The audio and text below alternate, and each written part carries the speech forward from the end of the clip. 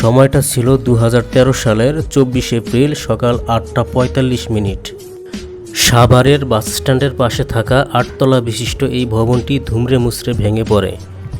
ভবনটির মালিকের নাম ছিল রানা এবং তার নামেই ভবনটির নামকরণ করা হয়েছিল রানা প্লাজা।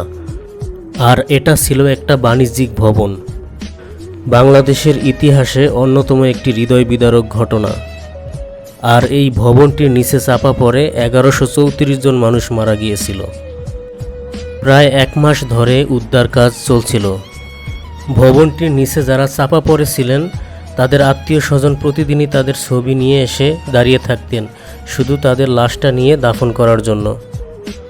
এই রানা প্লাজা ধ্বংসের সাথে একটা অলৌকিক ঘটনা জড়িত আছে, তবে বাংলাদেশের অধিকাংশ মানুষই এটাকে অলৌকিক ঘটনা হিসেবে মানছেন না।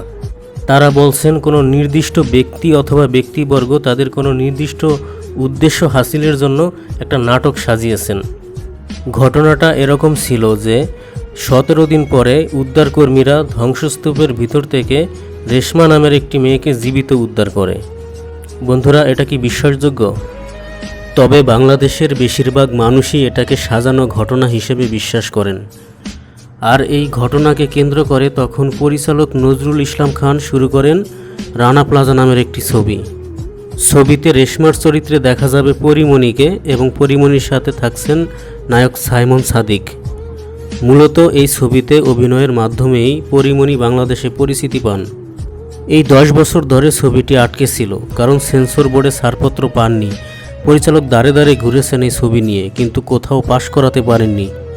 এখন যেহেতু সরকারের পরিবর্তন হয়েছে, তো নজরুল ইসলাম খান চাচ্ছেন ছবিটি পুনরায় সেন্সরে জমা দিতে, এবং এটা তিনি আগামী সপ্তাহেই করবেন।